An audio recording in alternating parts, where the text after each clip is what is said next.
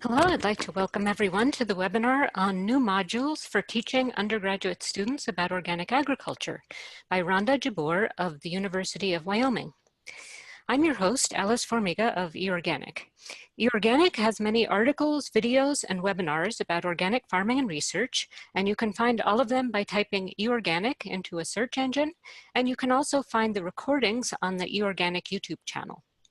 We're recording this webinar, and we will have the recording available on the eOrganic YouTube channel within 1 to 2 weeks. This webinar will last about 45 minutes, and then when it's over, we'll have 30 minutes for questions. If you have a question at any time during the webinar, feel free to type it into the Q&A box on your webinar control panel. And if you don't see that, you can just hover over the bottom of the screen, and there should be a black bar with some controls at the bottom, and one of them is the Q&A, and if you just click on that, that should pull it up. You're also very welcome to use the chat box if there's a comment that you'd like to make, or if you'd like to share any of the educational resources that you know about with the other participants. And in the chat box, you can choose whether you want to just share information with the panelists, and then there's a little drop down next to the word to, or you can share your comment with all of the attendees. So you're welcome to make use of that. So today, I'd like to welcome Rhonda Jabour, who is an assistant professor in the Department of Plant Sciences at the University of Wyoming. She researches pest management and biodiversity, and she also conducts classes in organic agriculture and agroecology. Today, she's going to be talking about some new educational modules that she developed with a NIFA OREI grant. So with that, I'm going to hand over the remote control to you, Rhonda. Make sure you're unmuted. I hear you. Okay, that's great. And just click on the screen and it should be activated and you can use those arrow keys. Okay, let me just. Sometimes takes a second. Oh, there you go. Okay. I'll go back. All right. Hi, thank you so much to all of you for taking the time to join in for this webinar. I'm really excited to share some of the work that we've done with you and to also hopefully use this as a way to expand kind of the community of organic ag teachers that's out there. I wanted to sort of just start off by introducing myself and how I got into this discipline and what my connection is to it, since I think that always helps. You know, I started off as a biology major in undergrad after a couple of other times that I changed my major, and I loved biology, I loved ecology, and I didn't really even know that working in agriculture was an option until graduate school when I started to focus on agroecology. And so I love food, and so I've always really enjoyed being well connected to agricultural systems and learning more about where my food comes from. That is a giant ice cream cone from Penn State, which is where I went to school. And I also really love people, and working with growers has been one of the things that has brought me so much joy, because I learn so much from them, and it really helps me feel like the work I'm doing is important. This is some of the people I've worked with, but these are the harvest shirts. The wheat farm near where I live in Wyoming every year makes these harvest shirts, and so it says keep calm and cut on, and one of them says organic bread, diesel fed. So very cute. I also really love working with students, and have for quite a while, specifically with a focus on teaching about the ecology of agriculture and sustainable and organic practices. And so that has really what inspired the project that I'm going to be sharing with you today, has been my years of working with college students. So as I mentioned, I started off as a biologist, and ever since I started grad school at Penn State, which was in 2003, most of my research has been focused on organic farming systems. And at pretty much all of these places, I have also been teaching undergraduate students. And so I show you this just to point out that I have lived in a bunch of different places and working with growers and teaching on this topic in Pennsylvania, Washington, Maine, and now Wyoming has really offered me a lot of lessons in how much we often kind of rely on local examples to teach our students, which is great, but also sometimes they're missing out on what things are like in other parts of the country and the world, but also that it's been a really distinctive sort of experience. So when I was in Maine. Maine is, as some of you know, home of the Maine Organic Farmers Gardeners Association, which is one of the longest, kind of oldest organic farming associations in the country. And so there was a really strong tradition of organic agriculture in Maine, a lot of collaboration with the extension educators there and so forth. And I love living in Wyoming, but coming to Wyoming and teaching about organic agriculture was quite a bit different. And I was met with some different kind of perceptions and things like that that my students had. So I love this this title because I think it really highlights this fact that, you know, for some of us, we get pretty good at standing in front of a room and talking, or standing in front of a computer and talking, but it still doesn't mean that teaching is easy. Teaching in ways where our students are actually learning and retaining information that is relevant to themselves is a really hard thing to do effectively. And so I have found that to be a great challenge, a great opportunity to try to continuously figure out how I can improve the ways that I'm teaching my students. About 10 years ago, the National Research Council published this document, Transforming Agricultural Education for a Changing World. So if you're not familiar with it, it's available, freely available, and you can look it up. But really the main thesis of this document is that they're explaining why undergraduate education in agriculture must change. And a couple of the things they highlight about changes that have already gone on in the academy are that in many places we have less students who grew up on farms and ranches, so they're kind of coming in without that background, but they're still interested and open.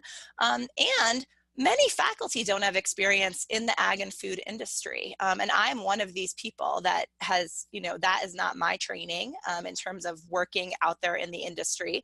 So I have gaps that I need to account for when I'm teaching my students. The other thing that they point out is that, you know, more than ever, agriculture continues to be a really complex, interconnected global enterprise. And we are tasked with figuring out how we can communicate and teach this complexity to our students. So that some of the things they mention are just, you know, the challenges with regards to global food security, how do biofuels fit into that, all in the face of a changing climate. And so these points really resonate with me. I agree that these are things we really need to be tackling when we're teaching our students. A lot of their recommendations center around integration, which I thought was really interesting. Making more connections across academic institutions. So I think a lot of us collaborate in terms of maybe our research or extension programming, but collaborating for teaching is a lot more rare. Partnering with non-academics. So what can we do to bring in those perspectives from growers or processors or different people working in the industry so that our students can connect with that. Incorporating ag examples and courses throughout the university, so not just in the classes we teach in the ag kind of college. And then really just trying to promote student experiences. So helping them have experiences where they're gaining skills, not just learning about content. So this is the framing that has really led to a lot of the work I'm going to share with you today. I also quickly wanted to share this, not because I think it's representative. You're all from different places and every group is going to have some different things going on. But one of the things that I did when I started teaching here is I just asked my students, what do you think of organic agriculture? And so this was done in an intro gen ed agroecology class prior to any covering of this topic.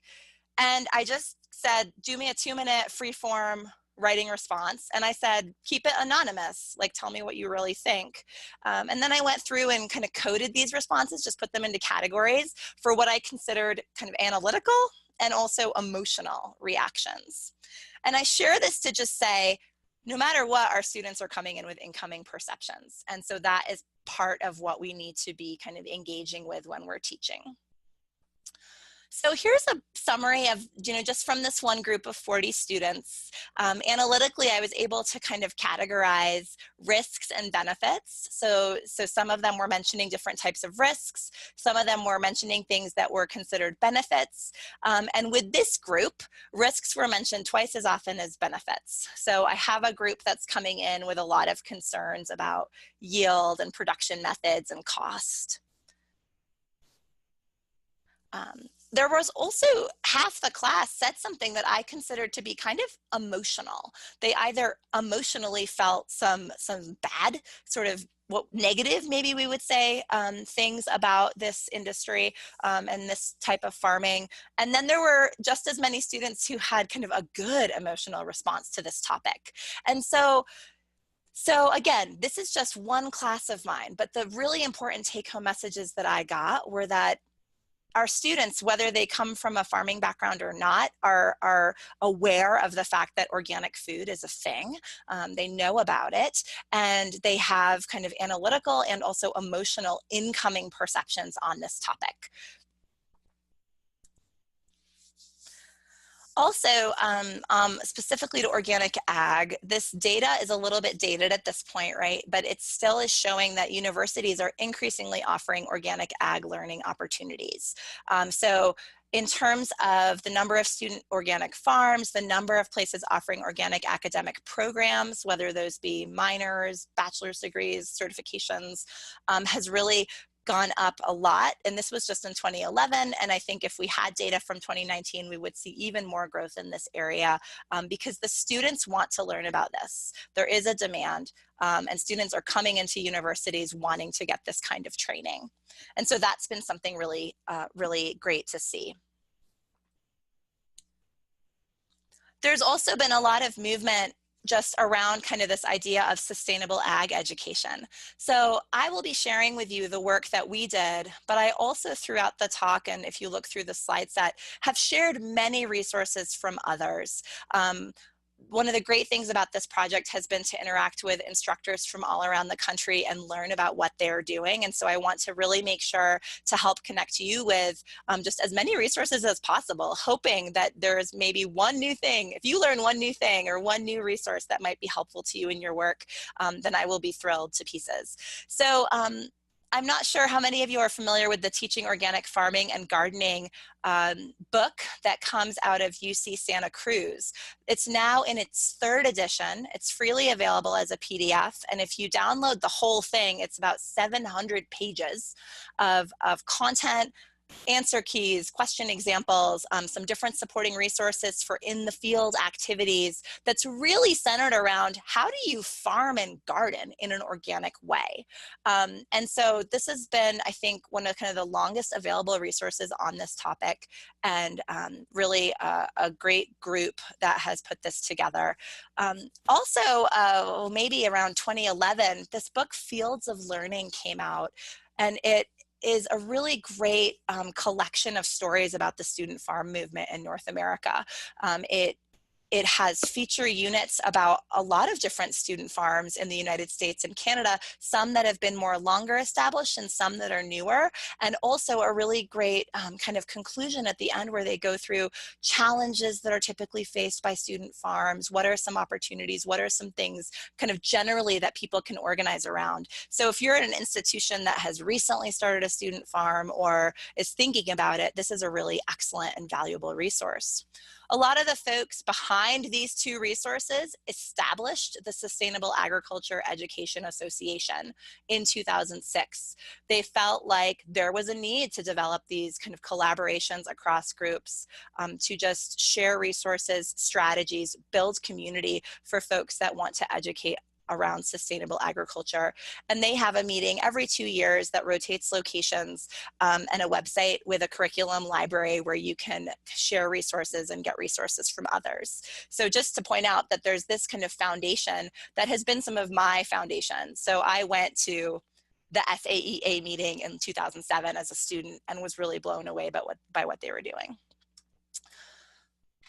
So one of the things that I think has really jumped out at me that I think is important to point out is how organic agriculture, as an industry is patchy. We know that there are parts of the country that have more operations or less operations, more acreage or less, and this definitely extends to universities. The faculty, my experience has been that the faculty teaching classes, whether it's organic ag, organic food production, organic farming, however you are kind of specifically targeting it, oftentimes those people are the only one at their institution.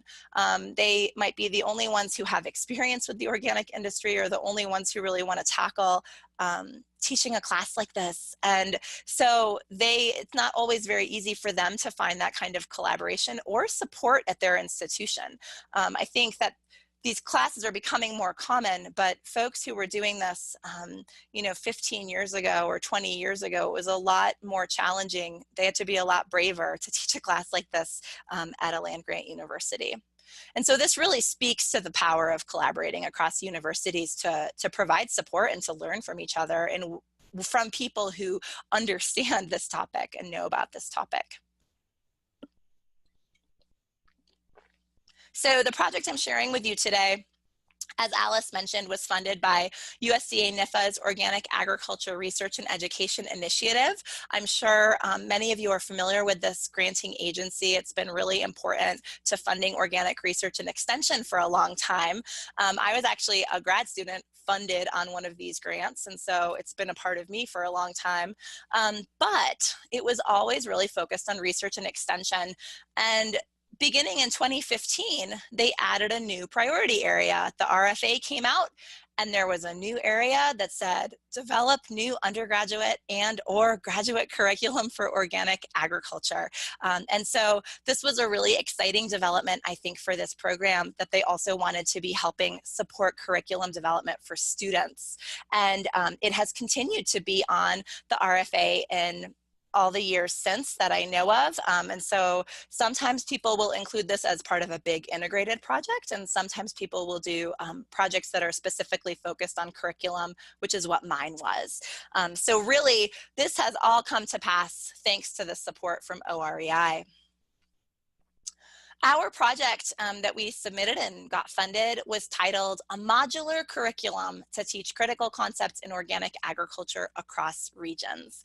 So I was really motivated by this idea that we can learn from each other, that students in Wyoming can learn a lot by learning about agriculture in Oregon or Maine or South Carolina, that they can learn about different types of industry, different types of crops that they're not exposed to, different challenges that growers face. And so even though I'm in Wyoming, I'm teaching students from all over the place anyhow. And so being able to tackle this across regions, I think, really gives our students a lot. So that was one of the main goals of the project. And I did this in collaboration with Eric Gallant, who's at the University of Maine. And I hired Mackenzie Pellissier as a research scientist. And so she, throughout, has done a lot of this, kind of a lot of the work that I'll present today, too. But like I mentioned, our goal was a multi-regional curriculum. We also focused on the introductory level. So I think there's a great need. Faculty members have expressed to me at other institutions that they want to develop more advanced curriculum, which I think is great, and I hope they do it. But we felt like we just wanted to focus on this introductory level and diverse student audiences. So students that are from a diversity of majors who may or may not be familiar with agriculture, really trying to make something that was accessible to them. Our project had 3 objectives. I'm briefly going to mention the first one because it helped inform the work that we did. But really, I'll be digging into the second one mostly today and just really sharing with you what we developed, what the curriculum looks like, how it can be applied. But happy to take questions about anything else if you have them. Okay. So the first step that I'm going to briefly share with you, but again, happy to say more in question time if you have questions about it, is that I interviewed faculty around the country. So this is just showing the number of faculty from each of these regions. They represent 12 land-grant and 5 non-land grant institutions. So really trying to have diversity of institutions. These faculty members are also from kind of somewhat diverse discipline areas. And basically, we wanted to know more about what they're doing in their classroom. They're all people who teach classes about organic agriculture in some way. We started off by just asking them about all of these topics. We just wanted to know, what are you covering in your class? And this has been, I think this is kind of the biggest take home, is in this graph. So here, so I'll use my mouse as a little bit of a pointer here. On the y-axis, this represents the different topics that we asked them about. And so we would say, do you teach about this? And we'd ask them for examples, what they teach about, how they teach it, what their approaches are. And not everyone got asked all the questions because they're busy people, and so some people were, you know, we had to be a little quicker with the interviews, but you can still see how many people responded to each question. And the black bar, you know, people said, yes, yes, we teach about that. Here's how, blah, blah, blah, blah, blah. The gray here are for the answers where they said, yeah, we do that a little, like we do that a little bit. Oftentimes this was met with, we do that a little, we should probably do more, right? I wasn't trying to make people feel guilty, but I think we all want to do more than we can probably in the time we have. And then the white was just no. No, we don't teach about that. That's not something we do in our class. And so, for example, a lot of people are teaching about organic agriculture in the context of certification. They think the regulations are important and they want their students to understand the certification process. And that's something that's really important to the majority of the people. But we did have a couple people who just said, no, they can learn that outside of the classroom if they need to. I'm going to just focus on these principles, and I'm not going to do anything with regulations.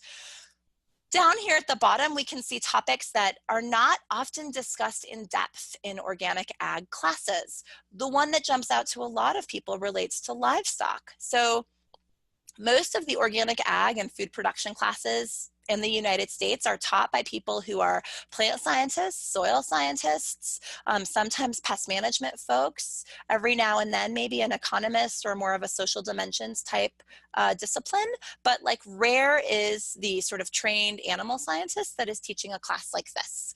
If you are one, that's awesome, but in my experience, it's rare, and that I think is part of why this is reflected in this way.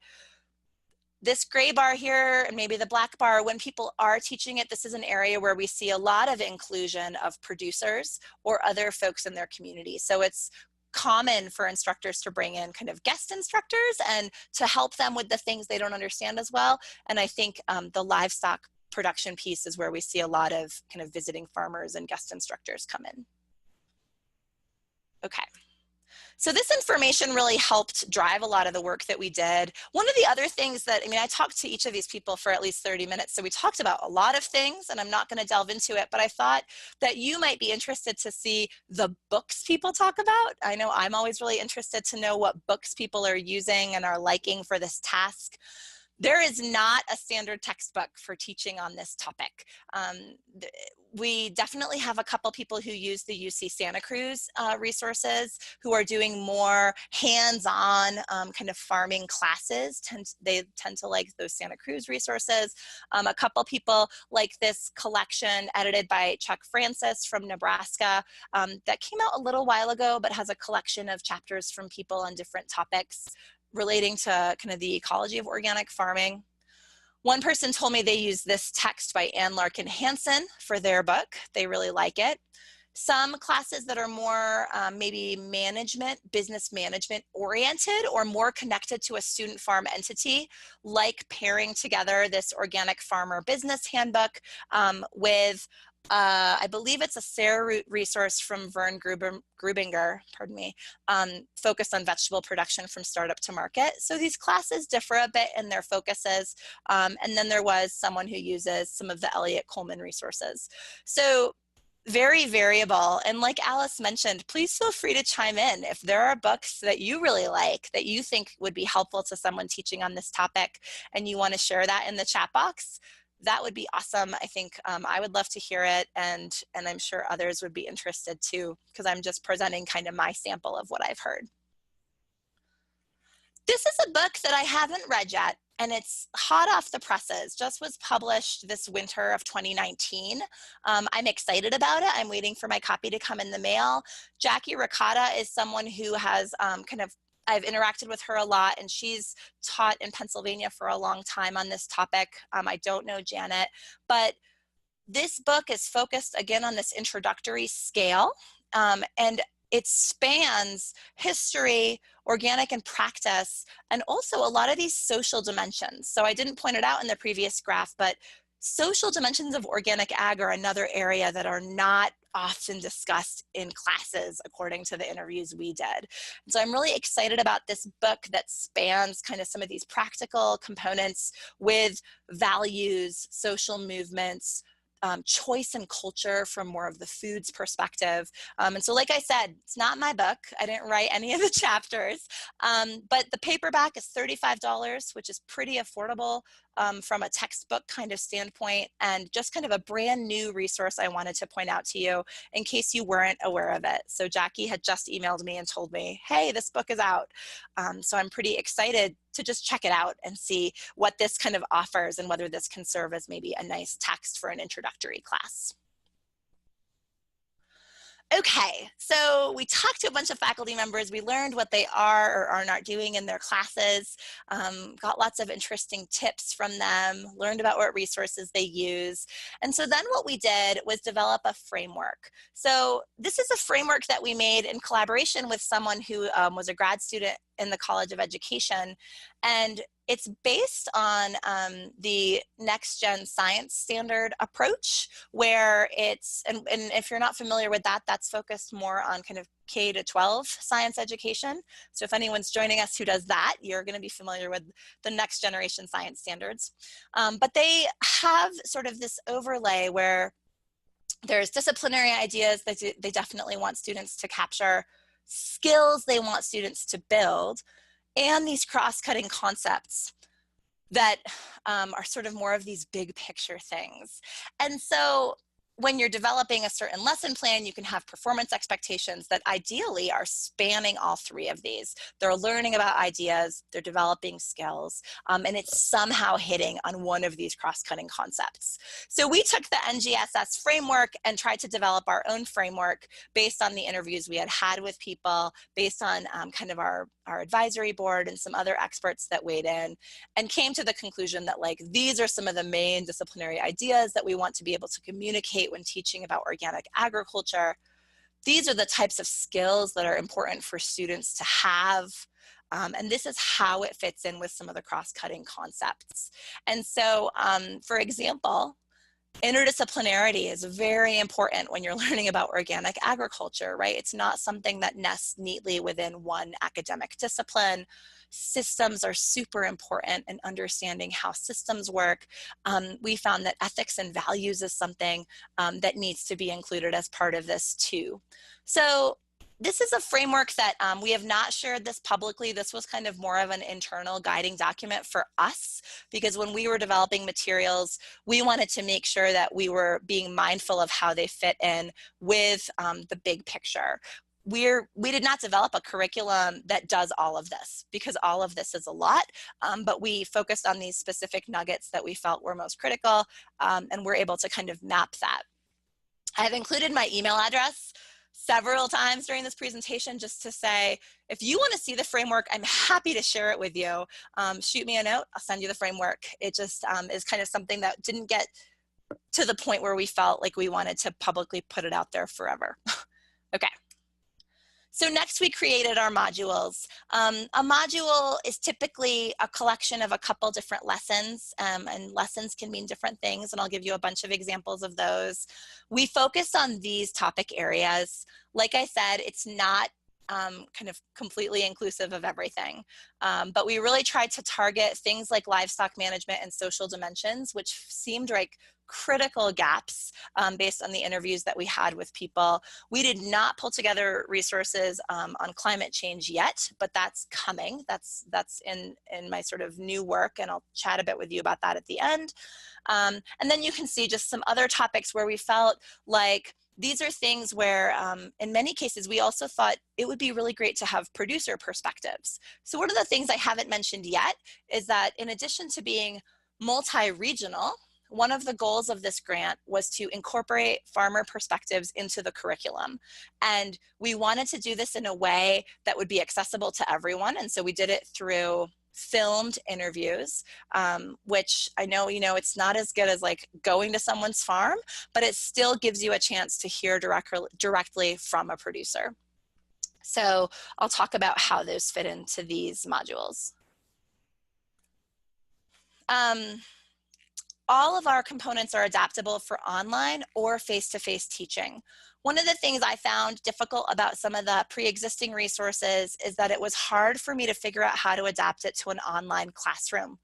I teach my organic food production class entirely online. Wyoming is a big state with a small population. We really put a lot of emphasis on trying to make our courses accessible across the state, whether it be to students to community colleges, people who are working and trying to do a degree on the side, or folks who are place-based for whatever reason. And so I love teaching an online class, but it presents a unique set of challenges. So that's one thing that I think is unique about our resources, is that you can use them in a face-to-face class, but you can also use them for an online audience, which is really, for me, has been really valuable. Everything is emphasized kind of student-centered activities. So I use this term a lot, student-centered learning, and really all it means is students are doing things. This is not a collection of, it's not like we did not make a bunch of lectures. It's not me on a video for an hour for each of these topics. That is not what we did. But instead we designed activities that students could do, where they are getting experience navigating different resources, thinking critically, and so forth. And so that is another kind of key factor to know when you're digging into these modules.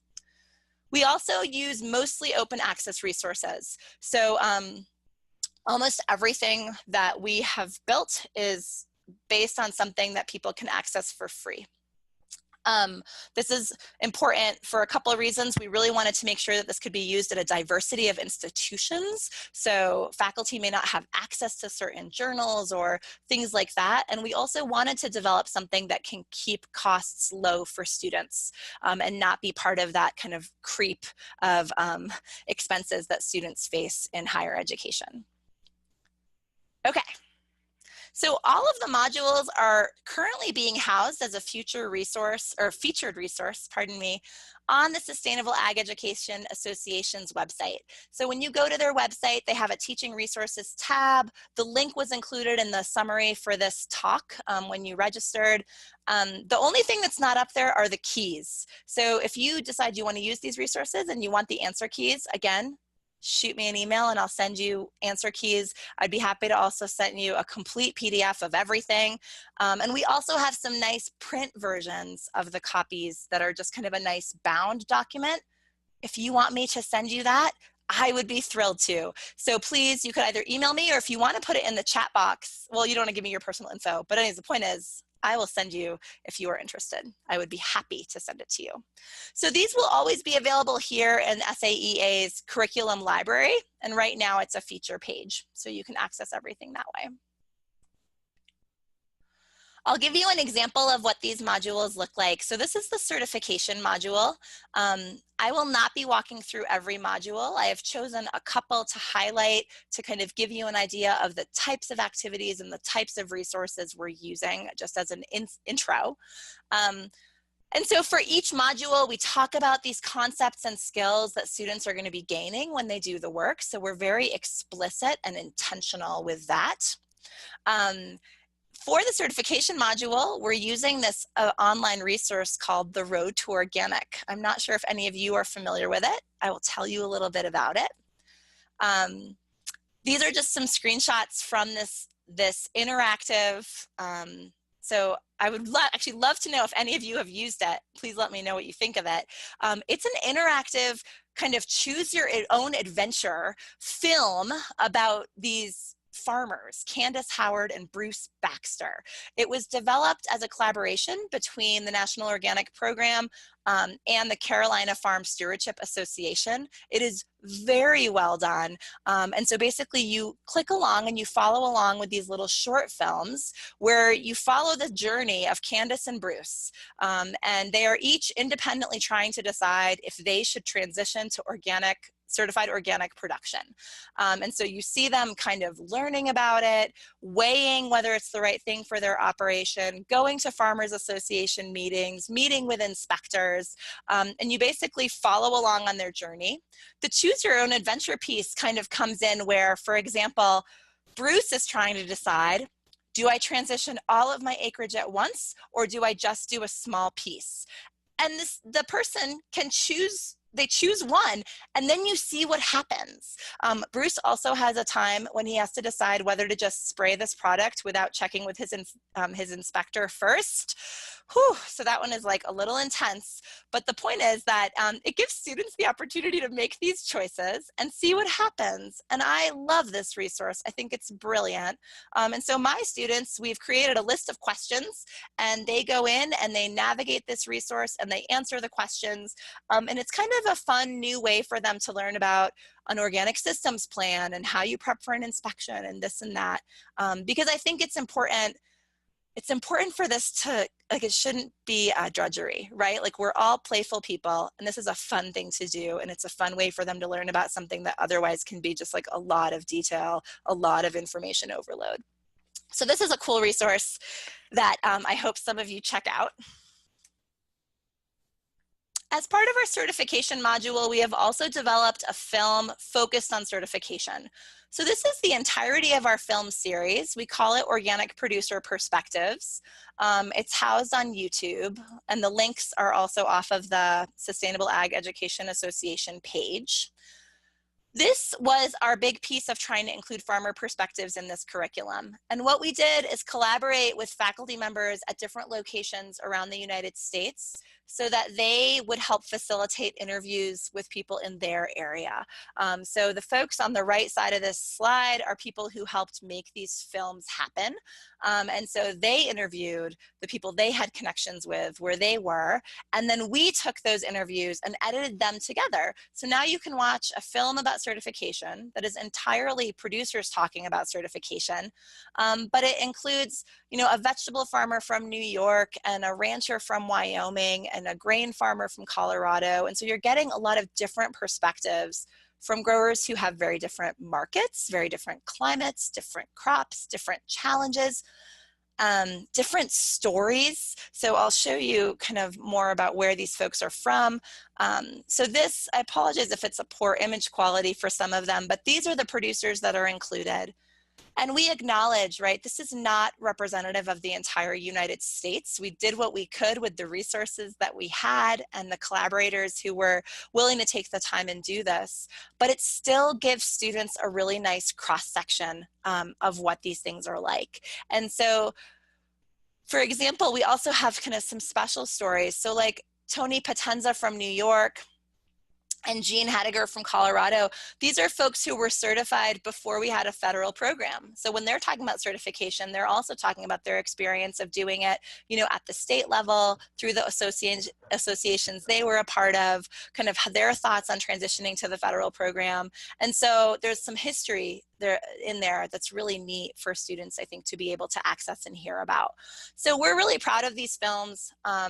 I think that they are good quality. We worked really hard on them, and I genuinely love listening to all of these people, and I feel like they provide a really interesting perspective for our students. And of course, we also have kind of a diversity of ages. We have some families represented, women involved, you know, things like that that I think are important. We have some great resources out there right now who mostly feature, right, the dominant type of grower, which is an older white man. And so we did try to do the best that we could to have kind of some improved representation so that students are sort of seeing that that's happening out in the world. Okay. Another thing that we did as part of the certification module, which again pulls in some outside resources, is to structure a discussion for students about whether, you know, if it was them, whether they would want to get certified or not. I think this is important. Everyone else that they're hearing from, so in the road to organic, not to just do a big spoiler for you, but Bruce and Candace both become certified organic. They both decide to do it. All of the growers we interview are certified organic farmers and ranchers. And I felt like it was important for students to at least navigate what does, you know, drive this decision as to whether to be certified or not. Because we know that there are folks out there who maybe are farming organically but have decided not to be certified. So Lexicon of Food has done a nice, small, very short film, this idea of local versus organic and what it means to have FACE certification and knowing your farmer. And This scholarly publication from Veldstra et al. Is an open access article, so you don't have to have the journal subscription to access it. And they dig into some more of this kind of decision-making piece. What really does inspire someone to become certified? And they try to separate these pieces out of producing something organically and actually deciding to be certified. So some really, I think, interesting, quickly changing topics in this area involving the role of alternative certifications. That's something students are often very curious about. How does certified organic fit in with all of these other things that they're seeing out there? And then there's a bunch of stuff I don't even have on here. And this is why we say, these topics change quickly, so use the news, but you can find these resources. All these different industry players, I think, who are getting involved in organic right now and have been, but whether it's Patagonia's work or General Mills, or I don't mean to leave anyone out, but there's a lot of different stuff going on out there that students are curious to navigate. So these are the types of questions so that they can discuss this. It's an important topic.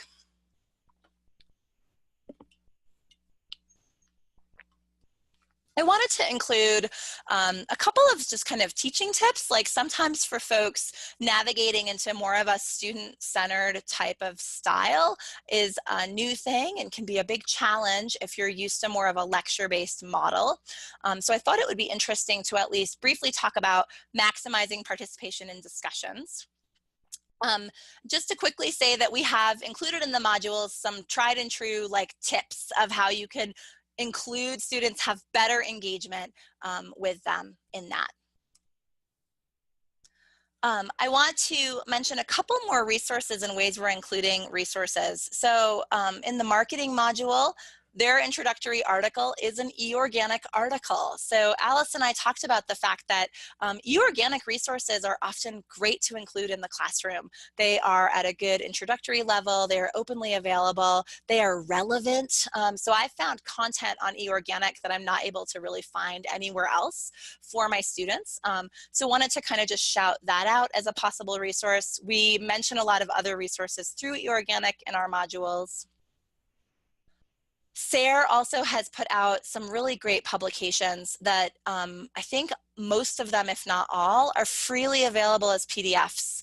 So we use profiles from the New American Farmer in our marketing module so that they can learn some different cases of how people are marketing.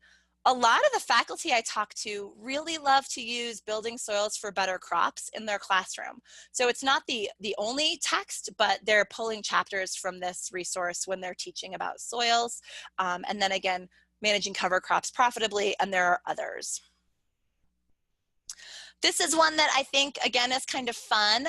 There is such an amazing resource out there of oral histories that relate to organic agriculture, whether it's someone like Fred Kirschman or Wes Jackson, or people. I love the stories that are people that are not big names, but have been big players in this industry, maybe in their community. And so these are the collections of oral histories I have found. Some of them are geographically a bit more specific. Like this one has a lot of California folks because it's California. This one at the bottom is actually more like Minnesota, but it's not just Minnesota. So I have my students just go to these websites and they do an assignment that's called Time for a Dinner Party. And they say, if they were going to invite 5 of these people to dinner, who would they invite? Why? What food would they serve, and why? And it's just kind of a fun way for them to engage with the really kind of powerful history and the great stories that are behind this work. I'll quickly, I know I'm running out of time, so I'll just run through this really quickly, but just to also talk about social dimensions. A couple of years ago, John Reganold and his collaborator, Wachter, published a piece that was about organic ag in the 21st century. And I just wanted to include this figure to point out, they kind of talk about these different dimensions. And even from a research standpoint, when we think about these social dimensions, they point out this well-being piece, how organic systems perform in areas for social equity, whether it's issues of gender, race, ethnicity, class, quality of life for communities. this is the area we know the least about from a scholarly standpoint. So we all may have our stories about what these organic communities mean to us, but it's not something that's really clearly documented or easy for people to study. And so this is the one area where we are digging into original primary literature because there's not a lot out there. And so we're finding some of these key pieces that have come out in the last 10 or 15 years that are really digging into understanding, how does organic farming impact community development and employment? What does it mean for organic farms to be socially sustainable? What does that mean for farm workers and so forth? So that's the one area where we've really dug into that kind of literature. There are also some additional resources that are not specific to organic, but at least some really new books out there that are just trying to better represent the diversity of people who are involved in these food systems. So The Color of Food, The Rise of Women Farmers in Sustainable Agriculture, a couple focused on kind of Black American history in this area. So not specific to organic, but ways that we can introduce some of these topics into our classroom, and then also the news. So I'm going to finish by just saying my current project is focused on how organic ag, sort of nutrient cycling and management impacts greenhouse gas emissions. I'm at the beginning of this project, and I'm looking to hopefully build a small instructor team of folks who can help give me feedback on the materials we're developing, and we'll offer an honorarium in exchange for your participation in a couple of conference calls and just giving me some feedback next year. This is a USDA org funded project in collaboration with some folks at Colorado State and Sustainable Food Lab. So please reach out if you're interested in participating in this specific piece focused on climate change and greenhouse gas emissions. Just some take homes of more places to look and go if you just want to learn more about this stuff, different associations and publications in this area. And then thank you again to my funders, advisory board members, all the people who helped. And I am ready for all the questions you would like to throw at me. Okay, thank you, Rhonda. We're going to start our question and answer period. So if you have a question, there's a very good opportunity that you'll get it answered. So don't be shy and type it into the Q&A box. So it looks like we do have a question here. Okay, we have several questions coming in, which is great. So do you think this would be good training for master gardeners? I know there are other trainings that are specific for master gardener education, but do you want to address that too? Yeah, that's a great question. So we've gotten a lot of interest from folks wondering about just applicability, whether it's master gardeners or other extension, maybe beginner farmer audiences. I guess what I will say is that I think there are probably components of this that would be interesting. I think especially if you want to dig into, for example, I think that these modules do a really nice job of handling certification, like how it works, what the regulations are. I didn't talk about this, but one of the things that we do for the livestock management piece is we've just developed an assignment where they engage with the electronic form of the regulations, where they have to actually be reading through and understanding how those are put together. So that might be something that would be relevant. We also have some resources around how to do a seed search if you want to, be looking for organic seed. And then I'm just trying to think about other dimensions that might be helpful. The pest management module, I think, would also be really applicable. The video is approached with an integrated pest management framework. The growers talk about a lot of different ways to manage pests organically. And we have an assignment that's built around using resources like OMRI, the Materials Review Institute, to just better understand what's allowed or prohibited. So I guess those are the ones that jump out to me as being maybe more relevant for master gardeners, but I definitely think there's some pieces that would be relevant, maybe depending on your audience.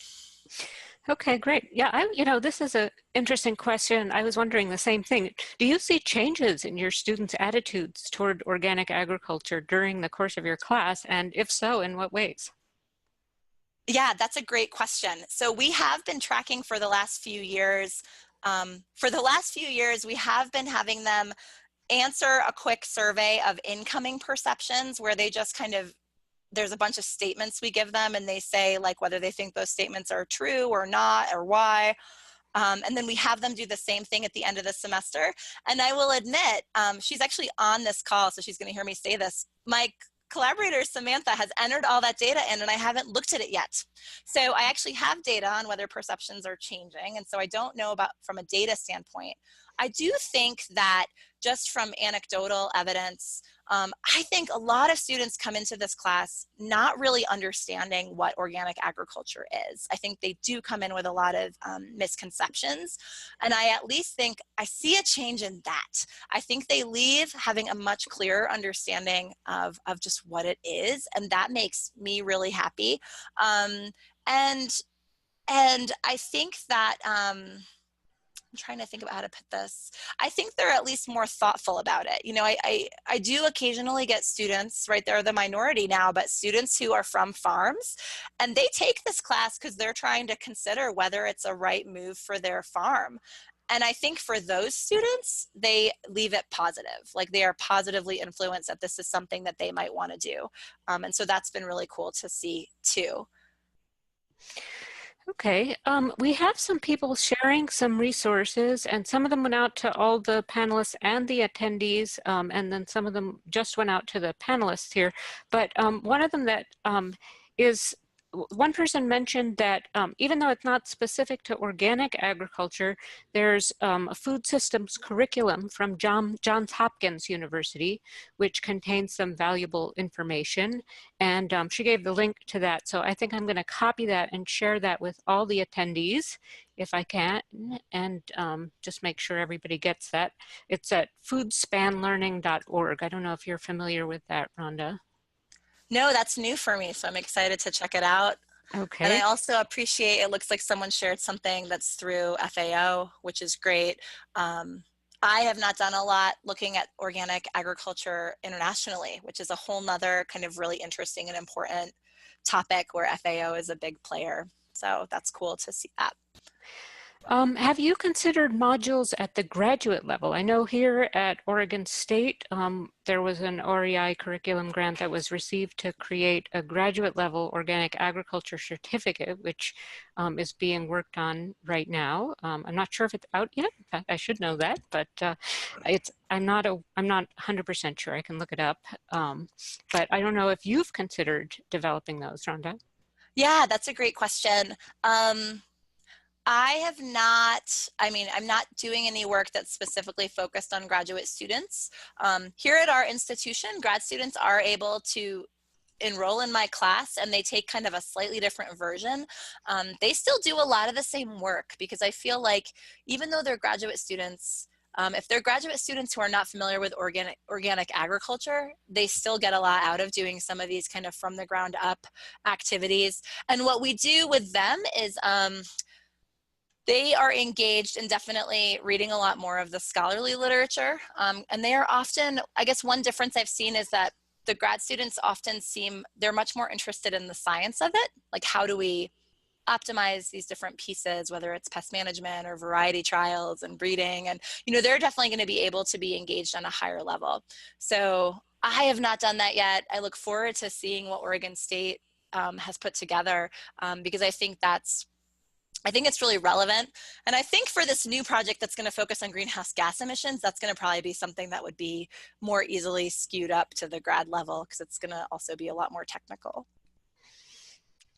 Okay, I don't see any more questions, but let me just give anybody who might have felt a little shy about asking a question another minute or so. Okay, somebody else typed in a resource that said, it says Organic Farmer Magazine, but useful to everyone. So maybe this person uses that in the classroom. So I'm just going to share that with all the attendees here. I don't know if you're familiar with that, Rhonda. I'm not. Okay, I'll just type that in here. Okay, just another minute here in case there's anybody else who has a question, but I'm just going to go to the end here and pull up the slide that says that you can find the other webinars on the eOrganic page here. If you just type into webinars by eOrganic into the search engine, and here's where you can find the slide handout. And since we still have a little time, we have one more question here. Can you speak more on how to engage participation in the online classes? Yes, I would love to.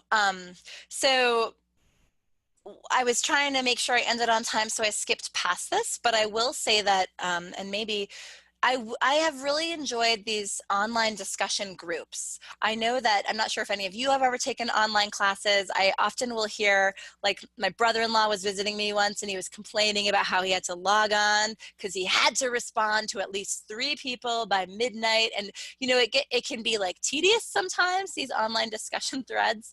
But what I found is that there's a couple things that can make them more useful to students. So one of the things I've done is and I got this idea from a colleague of mine, we create discussion groups at the beginning of the semester. So from the beginning of the semester, I make discussion groups of 6 to 8 people. So the class is divided up into these groups of 6 to 8 people. We start off with an assignment where they introduce themselves to each other. So they're kind of meeting their group that they're going to be chatting with throughout the semester. And then whenever we have a discussion assignment, they're just communicating and responding to that group. I can still see all the discussions, but it gives them a smaller community to interact with, which I think helps them feel more comfortable. We do have some requirements that they respond to each other and do things like that. We also have a requirement that when you write your first post for the discussion, you can't see what anyone else has written. So you have to write your own post before you see what everyone else has said, right? So the students have to be brave and commit to whatever the discussion topic is. And so those are where they have the most interaction with each other and where I'm able to really see where they're coming from. Honestly, I know more about my students and their perceptions and their opinions and whether stuff's resonating with them through these online discussion threads than I ever do in in-person classes, because they're kind of all forced to engage in this way, or they have a choice, but you know, they need to engage. So I will say structuring those discussions is really important. Some other things to engage participation. I do these mini lectures. So even when we have, even if, for example, they're going to be working on the Road to Organic module, I will do a quick check-in video every week where it's just me and they can see me. And it's me just saying like, hi, hope you're doing well. It's really snowy today. You know, I don't know if you were at the game, like whatever, that kind of informal stuff that you get when you're in person that I think often gets lost in these online interactions. So I'll do a check-in video every week with my students so that they know where we're at in the class or if there's current news on the topic or whatever. So that's been something that I found really helpful. Honestly, one of the things I found, and I've gotten feedback on this, but one of the things I found is that they will know me. Those people who are on campus but taking the online class, they'll see me in the hall and they'll say, hi, because they've been watching me and listening to me, but I don't have the same knowledge of them. And so one of the suggestions that I haven't tried yet is having students do the same, like do a little introductory video or something like that. I do online office hours through Zoom. So I'm available through Zoom for office hours.